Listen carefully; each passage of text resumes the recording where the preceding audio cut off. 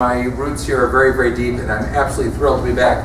What I was going to talk about is more politics than economics. My seminar, which you mentioned, I'd be happy to do again. I'm going to be around the South this summer, basically through mid-November. So September, October, early November. I'd be happy to do that. I also have a bunch of additional seminars I've added since then. My second seminar is called Getting There From Here, and it's about the politics of shrinking the government. And it's my attempt to answer the question that most people ask me at the end of my first seminar, which was, so how do we do it? We're convinced that small, limited government and freedom and capitalism is the way to go, but we've got this gigantic monstrosity on top of us. How do we get out from under there and go back to the kind of constitutional republic which our founders wanted? And that's what my second seminar is about. We talk about everything from voter fraud to building coalitions, to reaching out to groups that are not normally on our side but could be if we approached it the right way, to building internal unity in the conservative movement, to the practical issues of shrinking government and making people happy as you're doing it, right? This election every 2 years, if you shrink the government, and the popular impression is that things are getting worse, even temporarily, even for a little while, you're going to just lose the next election, and Nancy Pelosi and all of her friends are going to come running back in again and undo everything you just did. You have to keep people happy as you shrink the government. And we talk about extensively about how to do that. So if you would like, it's free. I don't even charge for these things. I would be thrilled. It's 2 days, 2 nights, 7 hours. Usually do 6 to 9:30 on 2 nights. We can do it right here. And I still have a bunch of available days in September, October, and early November. If you would like, I'm putting that on the table. Oh, and by the way, my first seminar is now on DVD, if you're interested. It took me a long time to do that. Oh, sweet. To finally get that on DVD, and we've got like some music and graphics and stuff. It's actually a half-decent, it's not Steven Spielberg, but it's a half-decent production. So I was going to kind of do a kind of an introductory talk to the second seminar, and where shall I begin? I don't know how many of you watch MSNBC regularly. But I do. I try to watch MSNBC a little bit every single day, because I am deeply interested in what people are thinking and what people are saying and what ideas are out there in the atmosphere around us. And from that, I want to tell you what MSNBC is saying about this upcoming election this November. And I've heard this at least 4 or 5 times from 4 or 5 different commentators, almost the exact same point, on multiple different shows and different nights at MSNBC, from which I infer this is their official party line. You know what it is? It is that we, and by we, I mean the liberal Democrats who are the ones who are saying this. They're saying we are going to get our butts kicked in November. We are going to get creamed in November, okay? It's going to happen, because we got healthcare and the economy and the border and Iraq and Gaza. There's just all of this stuff. Everything's falling apart at the seams. We're getting our heads handed to us. But it doesn't matter. It doesn't matter, because in the long run, we've got a lock. And it boils down to this. This is the official line you will hear if you turn on MSNBC. In the long run, past 2014, and it goes like this: the Republicans get 60% of the white vote. They get about 35% of the Hispanic vote, and about 10% of the African American vote. The white vote is shrinking. The Hispanic and the African American vote is growing. Okay? So all you have to do is just but clench your teeth and live through 2014, and the fix is in. We're going to get this in the long run. That's what they're saying. And I want to talk tonight about why it's not true.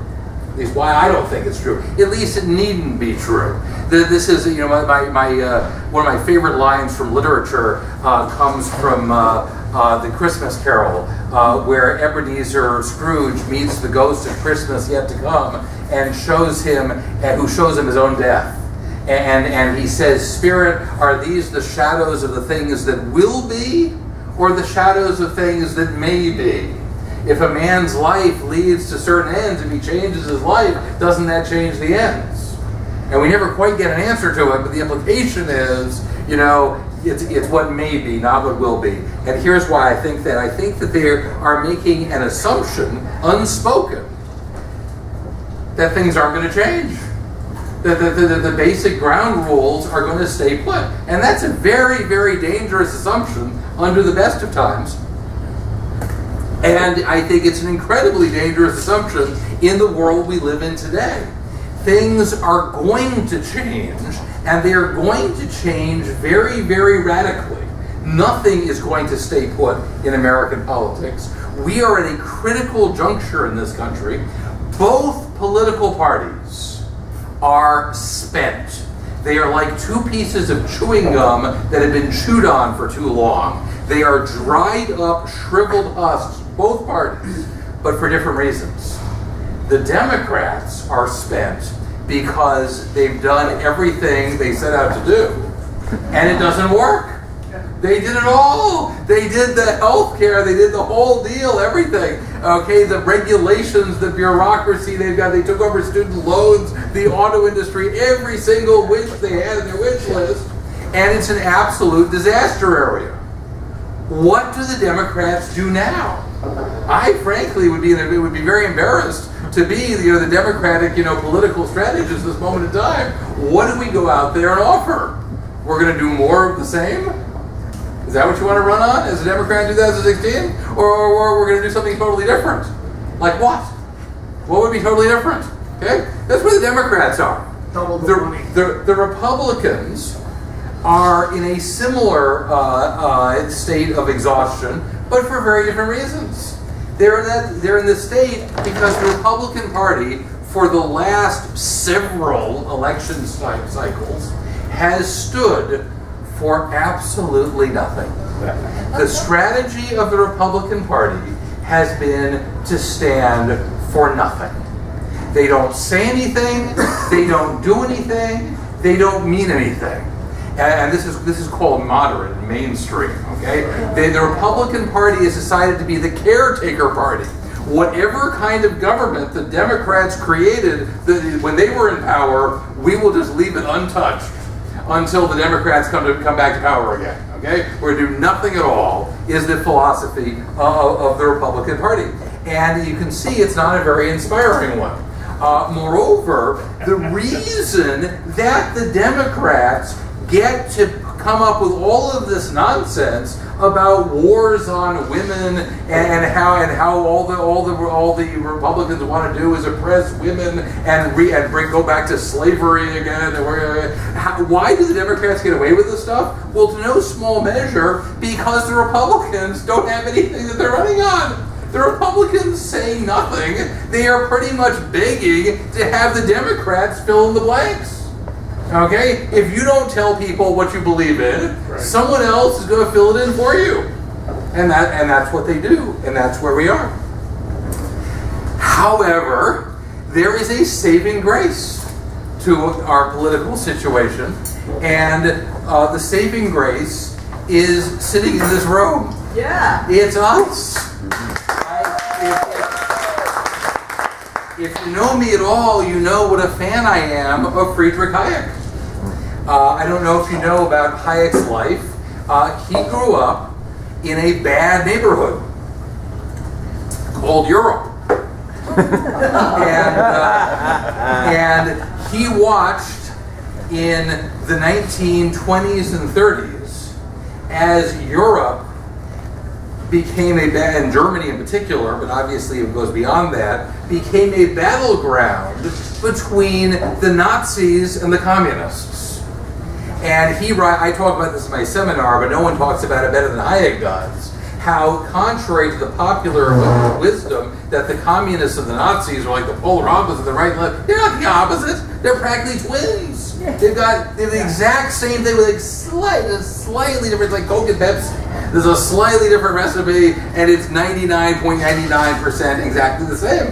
And he talks about this at length. He says the reason the communists and the Nazis were fighting each other in the streets of Berlin in the 1920s and 30s was not that they were so different, it's that they were so much the same.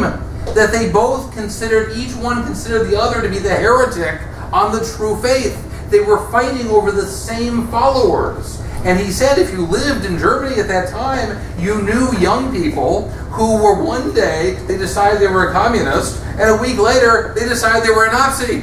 They could go back and forth between the two, not because they were so different, but because they were so similar. Okay? That each one saw the other's followers as potential converts because it's essentially the same way of thinking with a little slight different twist on it. Okay? So who's the real opposite of both of them?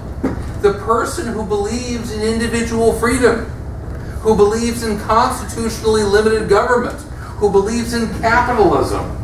That's the opposite of the communists and the Nazis. And Hayek says, and you can almost see the tear in his eye as you're reading what he writes here, he says by 1920, this idea was dead in Germany. It was as dead as a doornail. Nobody was standing up for freedom and individuality and capitalism and republicanism.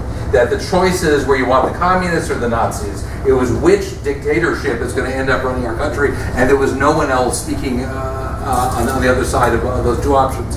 And the difference in America, and it's a breathtaking difference, is the Tea Party movement. Okay? This is the most significant, exciting thing that's happening in America today. And I know that, I remember this from the beginning. In 2000, back in 2009, I get it that initial wave of excitement, that wears away. But the amazing thing is that we're still here and we're still at it. Because this is the saving grace. This is what's going to turn American politics around. Okay? And I want to tell you, first of all, what not to worry about as we're going forward, because it's in rooms like this. The fact that you're learning history, this is what it's about, okay? You guys are going to be, and I say this as someone who's traveled from coast to coast and back and back and back again. I've spoken to little rooms like this with people just like you in practically every state in the Union. Okay? And they're everywhere. There's not one state that does not have groups like this. And you guys are going to save America. Okay? And the first thing I want to tell you not to worry about is I'm saying this backwards, is losing elections. Don't worry about losing elections. Worry about winning elections. But don't worry about losing elections. What do I mean by that? I mean, if you could win an election, win the election. Okay? I'm all in favor of that. Winning elections is great. And there have been some really neat victories for Tea Party type conservatives. I think that's awesome. But don't worry about losing them. After the 2012 election, I'm on everybody's Twitter feed, everybody's email list. I get 1,000 emails a day from everyone, every group, everywhere, doing everything. And the emails that I got the day after the election, you wanted to kill yourself. People were like, we're here in Nebraska talking about what form of suicide, would be the least painful. Okay, with the emails I got from everywhere the day after the election. And that's just wrong. First of all, despair is the work of the devil. It gets absolutely nowhere. Okay, just swear it off. You don't have a right to despair. Okay, God put us here for a reason. We go forward and we do what we need to do. Okay, despair simply be out. And second of all, it doesn't matter that you lose the election. What matters is the principles that you're maintaining. We are preventing this country from becoming the way Hayek describes Germany as being in the 1920s, where there was no third option, that we want the communists, the Nazis, those are your choices. Okay, we are the third option. And what we need to do is stay here and exist. And I'll give you one more analogy on this. I'm also a student of the American Revolution. And my daughter is now pursuing a PhD in history in New York City. We talk about history all the time. And one of the favorite topics, about the American Revolution is how did we win? How did George Washington pull that off? He's fighting the roughest, toughest, it was the superpower of the time, the toughest army in the world with a bunch of ragtag farmers who didn't have shoes, didn't have food, didn't have guns, they had nothing. How did he beat these guys? And it's a complex story, but a huge part of it is this. Washington understood, in a way not that many people did, the nature of the war that he was fighting. He understood that he did not have to beat the British. He just had to not lose. As long as his army was still there, bloodied, starving, ragtag, no shoes, whatever, as long as the army was there, the British couldn't go home because he was still there. And so he spent more time running away than fighting. But it worked because they gave up. Eventually there was like, enough of this, and they go home and we win. And that's very much the situation the Tea Party movement is in this country today. If we disappear, if you guys go home and forget about it, we will lose. If you come to the caution meetings, was it once a week now, or it's every week? Every week, okay. You come every week and you learn your history, you talk about your politics. If we're here, we are presenting an alternative that the mainstream parties don't even want to talk about because they're scared to death of the ideas, and we're not, and that's why we're going to win this. And there is no more powerful place to be in politics than to have been the folks who are telling the truth all along when the day comes that everyone suddenly realizes that you're right. Does that make sense? Yeah. That's the most powerful political position you can be in. Okay? And this can change like that. Another big historical hero of mine is Winston Churchill. Big Churchill fan. And I don't know if you guys know this, but Churchill in the 1930s was a political pariah. People would not talk to him in his own party. His own party wouldn't talk to him. Okay, he would go into a restaurant. The other members of Parliament, his own party, would walk out. They wouldn't want to be seen with him. They wouldn't come to his house. He didn't have any friends. Why? Because he had a very unpopular opinion, which was that the Nazis were a problem. That's what's been it. Did you know that Churchill was banned from the BBC? He was banned. The policy of the BBC. Now Churchill, who was a member of Parliament, he had multiple cabinet positions in the earlier war. He was been the first one with the Admiralty. He'd been the Chancellor of the Exchequer. He had a whole bunch of cabinet. He was a major statesman. His father before him almost became prime minister. Okay, a whole line of major statesmen. Okay, and he's banned from talking on British radio, which is, by the way, a reason why government should never get involved in media. Never, never, never. You want a free market in media. Never government. Okay, but the government BBC banned him because what was he going to talk about? He was going to talk about how we ought to be worried about Hitler. And we can't allow that on the radio. The Germans might be offended. That was the official position of the BBC. And this changed so fast you could have blinked and missed it. There was a day, practically, when the British woke up and realized that everything Churchill had been saying was true, and everything everyone else had been saying was utter nonsense. And the path from there to being the prime minister was an inch long at that point. Who else could be prime minister but the one who had been right all along? It was manifestly obvious he was right. This is the most powerful thing you can do in politics. So don't worry that you lose the election. Talk about the principles, and if you lose the election, talk about the same principles even louder next time around. Okay? Another thing I don't want you to not worry about is majorities. Okay? The majority is utterly irrelevant. I can't think of anything more irrelevant, frankly, than the majority. First of all, the majority of Americans know nothing about anything. There is no more ignorant group that I think you could categorize than the majority. They're just absolutely know nothing. And the only thing completely clueless, the only thing I can think of more clueless than the majority is people dumb enough to go chasing after the favor of the majority because they're clueless. And moreover, they will change on a dime. They will change like that when circumstances change. And I suspect it was ever thus. I think throughout history, it has never been the majority. It's been educated, motivated minorities who knew what they wanted and knew what they were doing and knew where they were going and made this happen. Did a majority of Americans want independence from Britain? Probably not. They didn't do polls back then, but it's very unlikely that the majority were really talking about this. But James Madison and John Adams and Thomas Jefferson and George Washington and a small group of people had an idea of the kind of country they wanted us to be, and they made it happen. And they didn't worry 1 minute about the majority, and neither should you. The majority will find you. Okay, you don't worry about them. And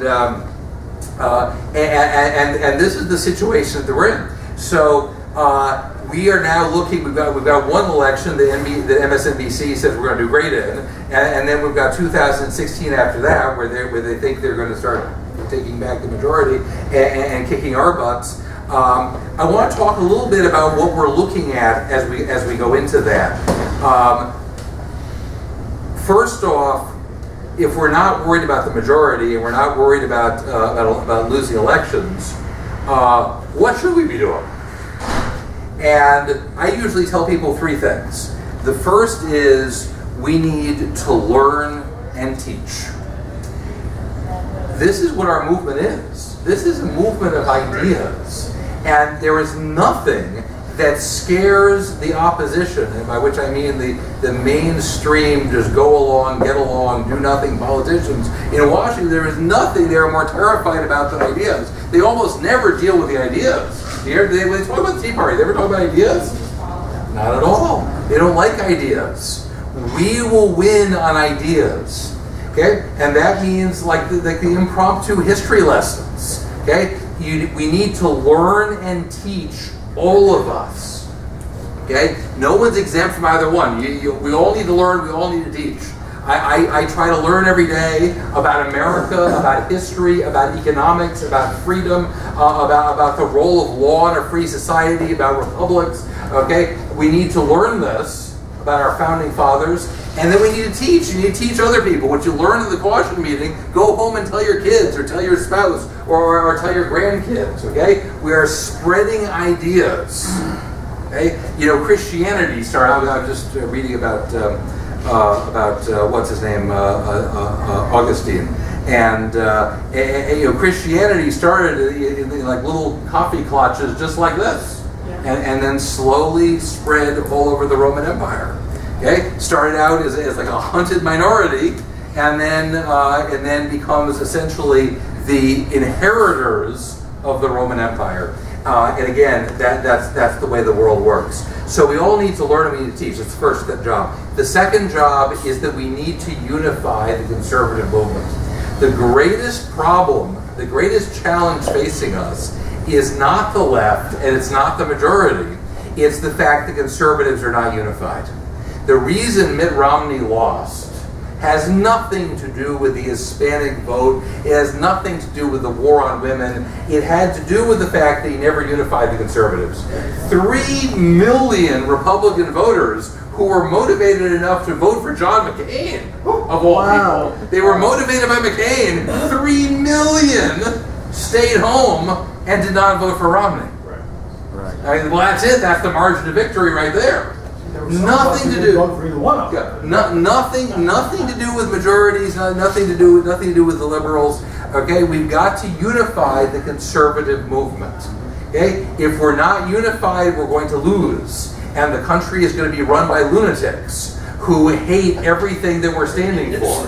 If we're together, we can win this. And you know, I don't want to oversimplify things, but it seems to me that you've got two main groups in the conservative movement. One is the social conservatives, the other is libertarian, free market conservatives. And we have so much more in common than we have that's not in common.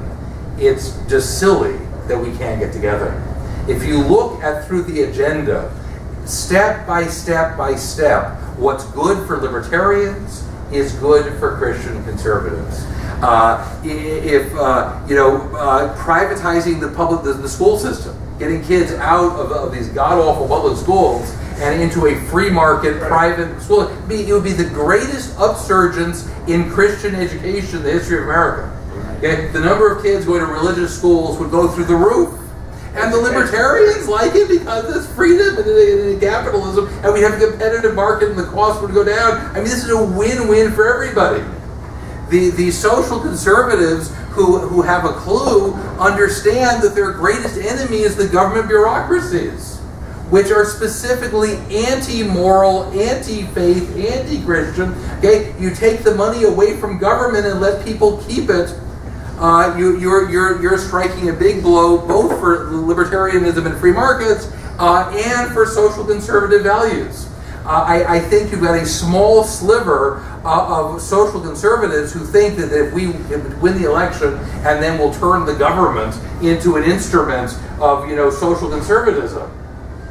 And you're a fool if you believe that. They're never going to be on your side. This is never going to be what you're going to get out of the government bureaucracy.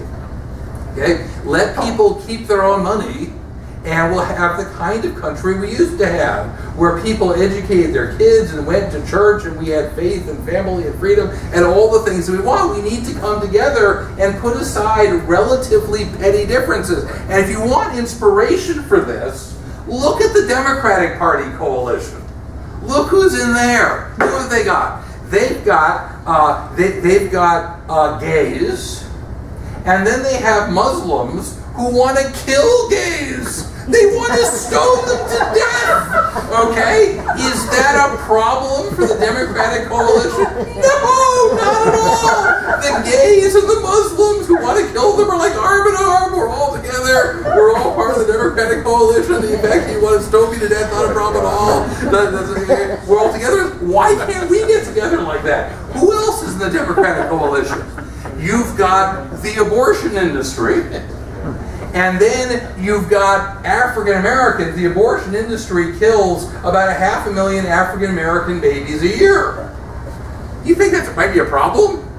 If the Republicans were killing 500,000 black babies a year, you think Jesse Jackson might be bothered by that? But the Democrats are doing no problem at all. It doesn't bother us one little bit. Okay? We have got to come together and put aside our differences. I'm going to take a little bit deeper into this because it's such an important point. I don't want to leave this without some details. What does that mean? What does that look like in real life? It means that we need to get along with each other. We need to reach out to each other. If you are primarily a free market conservative, you need to make an effort to reach out to social conservatives and bring them in and include them in what you're doing. And if you're primarily a religious conservative, you need to reach out to the free marketers. We need to come together. Ideologically, we're in a very similar place. It's interesting. This only is a thought that struck me the other day. But one other thing that the Christians and the libertarians have in common is a belief in the uniqueness of human beings. The left sees humans as just another species that's running around out there, and one of the worst ones, because we're just messing it up for all the other species, we're just this plague upon the earth. Whereas obviously a biblical view of the world tells you that human beings are special, and so does a free market view of the world. One of the things that I talk about in my seminars is that human beings are the only creature on earth that makes each other richer. If there's too many deer in the forest, what happens? They start to starve to death.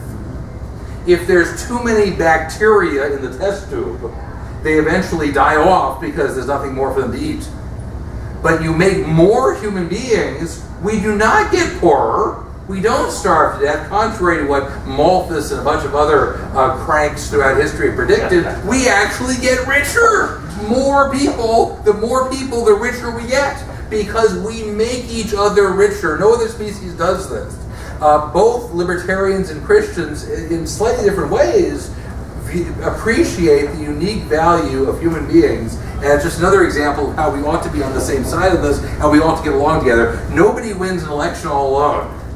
You win because you come together with people where you've got far more in common than you have different. If you were throwing a dinner party, inviting your friends, and one of your friends was a vegetarian, and one of your friends was allergic to, I don't know, chicken, peanuts, whatever, you would come up with a dinner menu that would have something for everybody.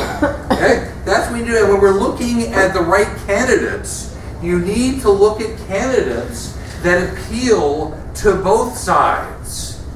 Okay, that ought to be going through your head. There was a piece just yesterday in the Washington Post about how libertarians are taking over the Republican Party and how social conservatives are feeling excluded. Yesterday's Washington Post. And I know that some of my libertarian friends read that and said, "Oh, good, we're taking over the Republican Party." And they're fools if that's the only thought that they're having. We cannot win this without both groups together. Okay? You need to think about making everybody happy, and it's not that hard. You need someone who has got good social conservative credentials and free market credentials. It's not that hard. Ronald Reagan did it. It's not impossible. Rand Paul, and I love Rand Paul, is not a serious option, I don't think, because he is anathema to the social conservatives. Okay, we're throwing a dinner party and shutting half our friends out, and it's just not going to work. You want to win. You want to win the election. That you got to do this the smart way. Okay, and I think Rick Santorum, for instance, is, and for that matter, Mike Huckabee, is anathema to the libertarians because they're not free market people. But I can think of a number of candidates who would appeal to both. Ted Cruz comes to mind. He's got a really good outreach to the Christian world and very strong small government free market credentials also. We can do this if you think in terms of not beating. It's like marriage counseling. Okay, you're not going to beat your spouse. Okay, the happy conclusion of marriage counseling is that you learn to get along together and build a happy life together. If you go into marriage counseling, it's like my mission here is to pound my spouse into the ground. Okay, you are going to fail at marriage counseling. Okay, and if the libertarians go into this election saying we want to drive all the Christians out of the Republican Party, we're going to lose. And if the Christians say we're going to drive all libertarians out, we're going to lose. If we get along together, we can win. So, a couple more criteria for what the right candidate would look like. You need somebody who knows the political game, who knows how to play politics. This is not a job for amateurs. And someone's going to tell me that Obama was an amateur, and I get that, but the Republicans are not going to be able to play by the same rules as the Democrats. You need someone who knows this game. What's his name? Carson. He's a great guy. I love the man. He's really a wonderful person. He is not going to be president. He is not the right thing. I have a friend who has devoted his entire life, the last 2 years, to the draft Ben Carson movement, and I have trouble even talking with him because he's so into this. But Ben Carson's not the right guy. He is a lamb in the woods. Okay, this is rough, tough politics. You need someone who's a fighter. So here's what you need. You need someone who is a true believer in small government. How do you know he's a true believer in small government?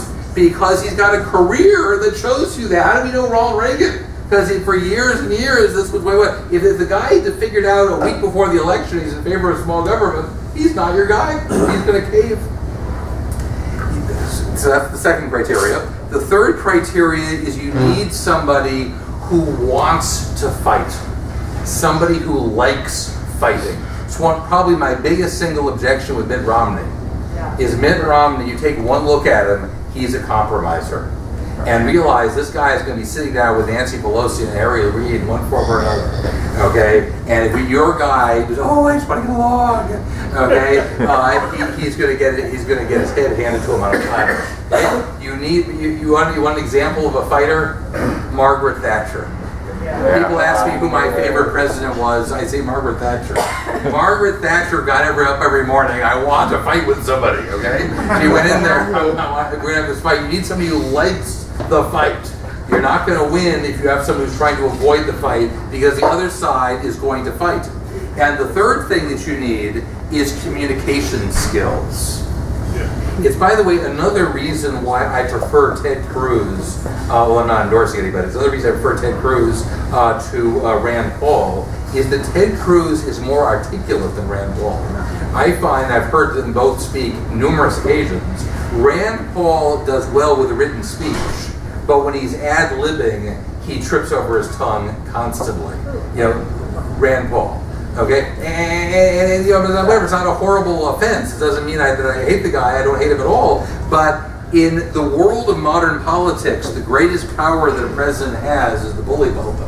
You, as a candidate and as president, you want someone who can be a great communicator.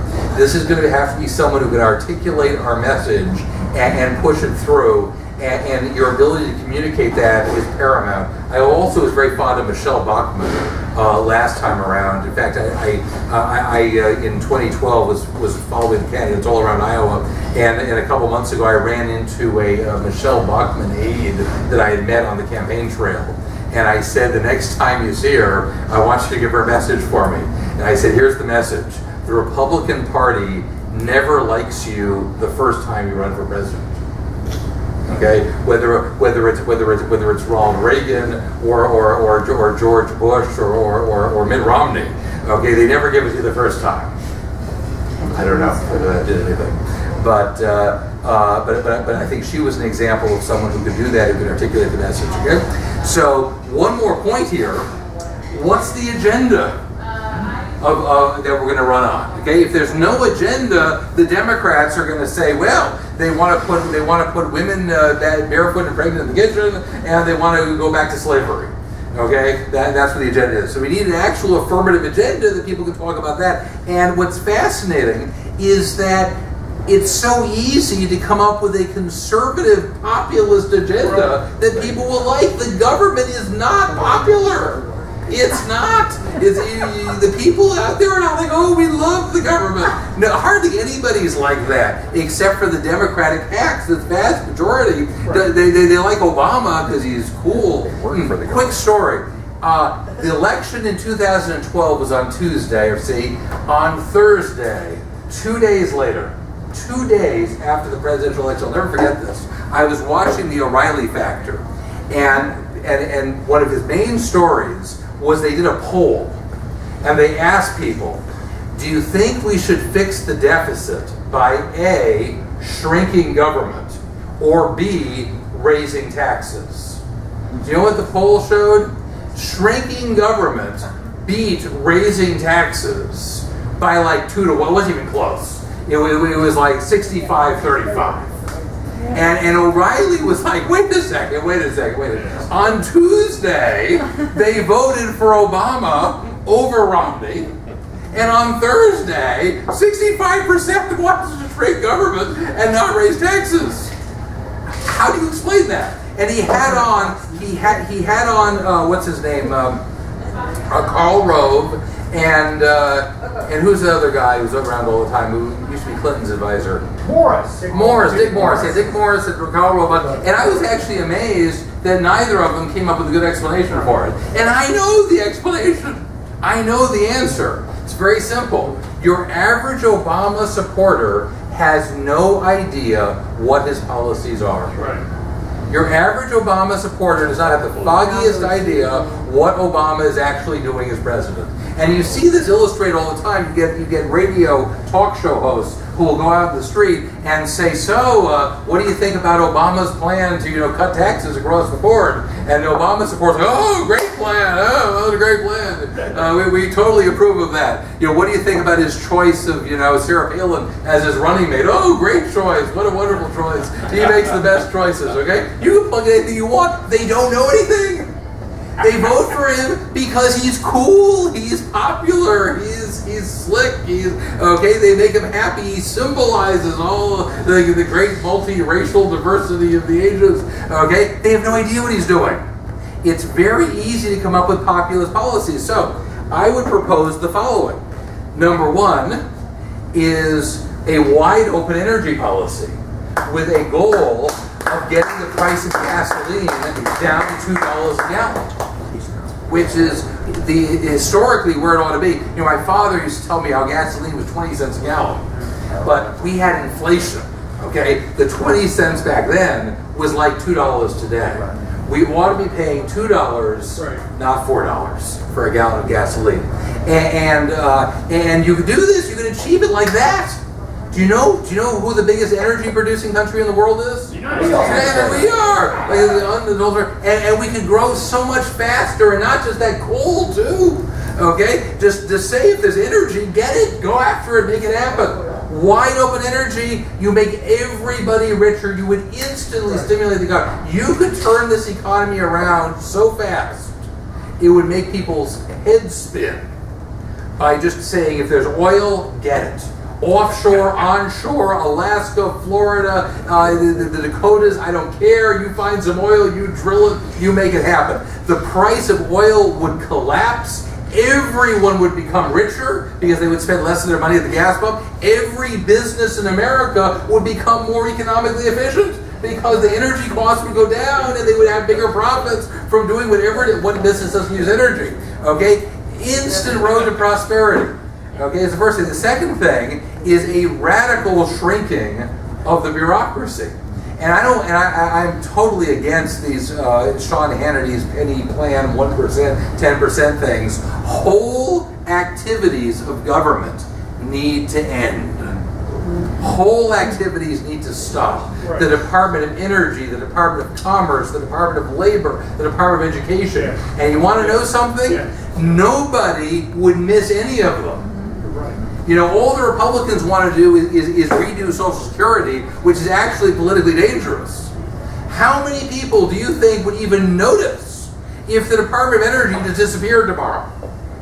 Nobody. Nobody cares about this. Nobody would even notice its absence. Okay, you could save billions, bordering on trillions. We could save. So that's the second one. The third one is what I think we ought to call the Educational Freedom Act, that would guarantee to every American the right to take the money we're spending anyhow and go to a private school. Get the kids out of the public schools.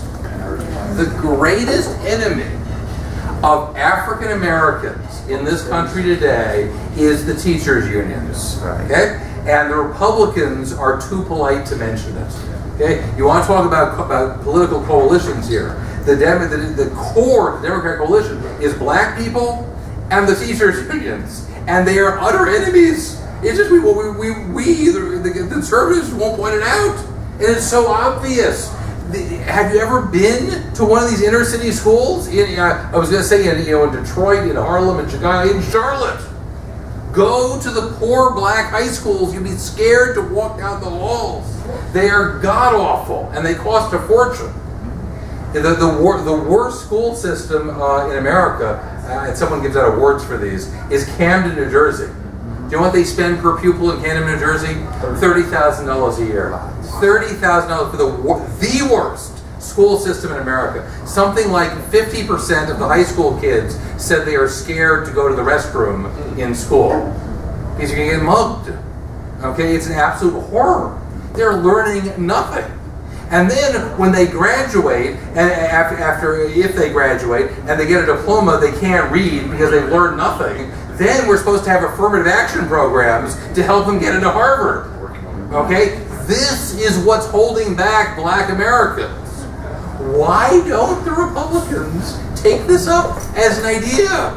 This is a winning idea. This is popular stuff. Lower cost, more choices, free market and education, empowering the president. This is a winning idea. Nobody loses except for the teachers' unions, which isn't going to cost the Republicans a single vote because they're not voting for us now. So, do I have one more? Oh, yeah. Final one's very simple. Stop printing money. Okay? These are popular things. Okay? This isn't losing ideas. Now, the essence of all of this is that a moderate Republican will lose. exact opposite of what you've been told. The moderates lose, and every time they say you got to have this guy because he's electable, he's going to lose.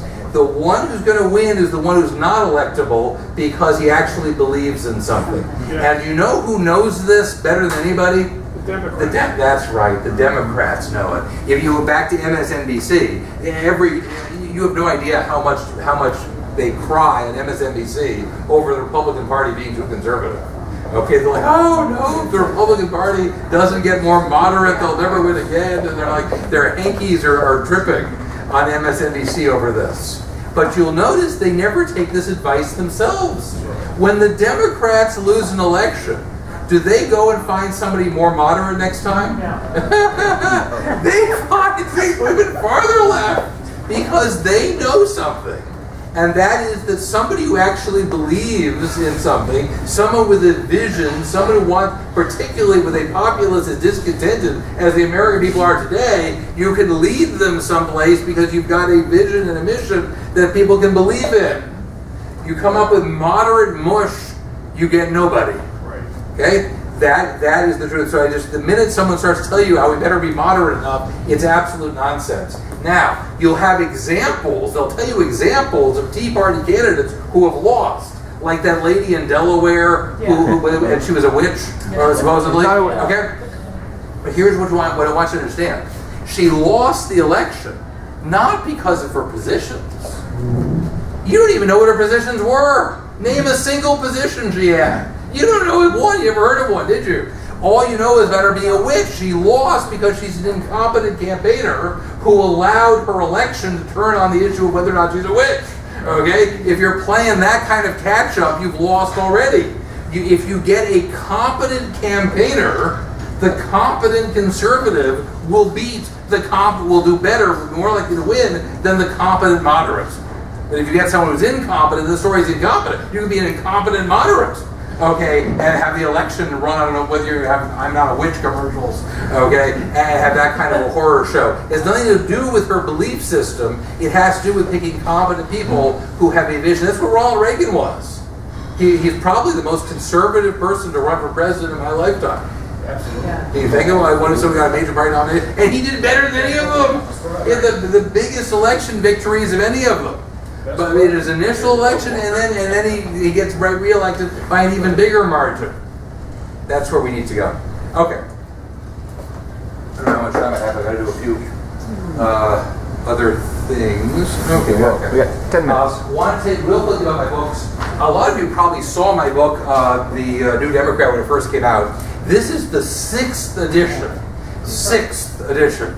We keep updating about every 6 months. I update it. It's got references to Benghazi and the war on women and all kinds of stuff like that.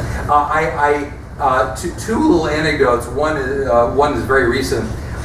This, for the first time, this was cited in a scholarly journal article. I got a phone call from a professor of English literature at the University of Nebraska who was writing an article about Dr. Seuss and wanted permission to use the cover of my book in his article about Dr. Seuss. He's like an expert on Dr. Seuss. And he's a total left-winger, a totally left-wing article. But it was kind of cool, and I just got the Journal of Children's Literature with his article in it. But the second is I got my first book review. Salon.com reviewed my book. And they said it's the most twisted piece of conservative propaganda print matter out there. That's on the cover now. I was a happy man that day. Anyhow, you can still get it. It's all updated. I'm happy to sign it. There are 20. Checks and credit cards are fine. And they make really cool gifts for conservative people, if you know it. And I want to tell you about my sequel. So that did well. I wrote my second book. It's a parody of the Lorax who's read the Lorax by Dr. Seuss? It's Dr. Seuss's journey into environmental wackoism. Okay, Dr. Seuss was a huge leftist.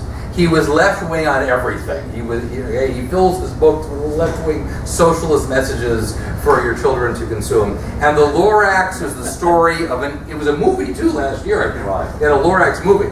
It's the story of an evil capitalist, what other kind, called the Onceler, who cuts down trees and makes consumer goods. And we learned that that's bad, bad, bad. He drives the trees to extinction. He wipes them out, no more trees. And then his factory goes out of business because there's no more trees. And I read this to my kids, I was like, does that make sense to you? Do you think business people destroy species that their business depends on? Is that what happens? I'll put it a different way. Do you think that Colonel Sanders is going to drive the chicken to extinction? Who worries about that? That Colonel Sanders is going to throw every last chicken on Earth into the fryer, and no more chickens, and we'll never see a chicken again forever and ever. Okay? Do you think that? It's absurd. It's the exact opposite. As long as Colonel Sanders probably cares more about the survival of the chicken species than anybody else on Earth. That's his whole livelihood comes from that. There will always be more chickens as long as Colonel Sanders is there. Moreover, I'll tell you something else. There are more chickens alive in the world today than ever before in history. Do you know why? Because we like to eat them. That's why.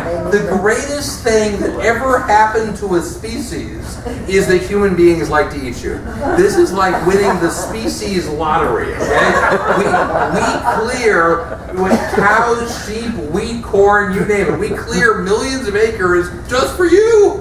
We keep the predators away. We keep you warm in the winter. You get sick, we call in doctors for you. What other species gets this? Okay? We feed you, we take care of you. Now, in the end, we're going to kill you and eat you.